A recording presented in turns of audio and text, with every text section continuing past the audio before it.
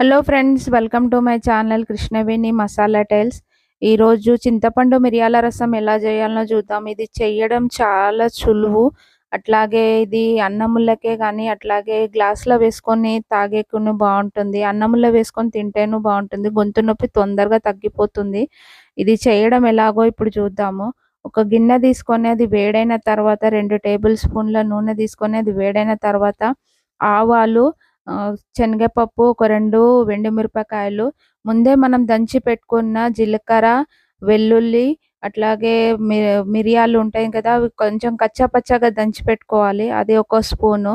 ఒక 2 రెమ్మల కల్లేమాకు వేసుకొని వేగిన తర్వాత ఒక కప్పంతా చింతపండు రసము. చింతపండు మనం చూసుకోవాలండి. ఎక్కువ పులుపున్న చింతపండు తీసుకోవద్దు. దాంట్లోకి ఒక 2 గ్లాసుల నీళ్ళు తీసుకొని ఒక 2 టేబుల్ స్పూన్ల కారము, ఓ 2 టేబుల్ స్పూన్ల కల్లుప్పు, సన్నుప్పు ఎయ్యొద్దండి ఇందులోకి. అట్లాగే ముందే దంచి పెట్టుకున్న వెల్లుల్లి పేస్ట్ అదేసుకొని బాగా మరగనివ్వాలి. ఇది మరుగుతున్నప్పుడు ఒక మంచి ఘాటైన స్మెల్లొస్తుంది. ఆ స్మెల్ వచ్చిన తర్వాత కొంచెం కొత్తిమీర వేసుకొని దించేసుకోవడమే. ఇది అన్నములకి అట్లాగే తాగనీకి బాగుంటుంది. Okay friends. ఐ హోప్ ఈ వీడియో మీకు నచ్చిందని అనుకుంటాను.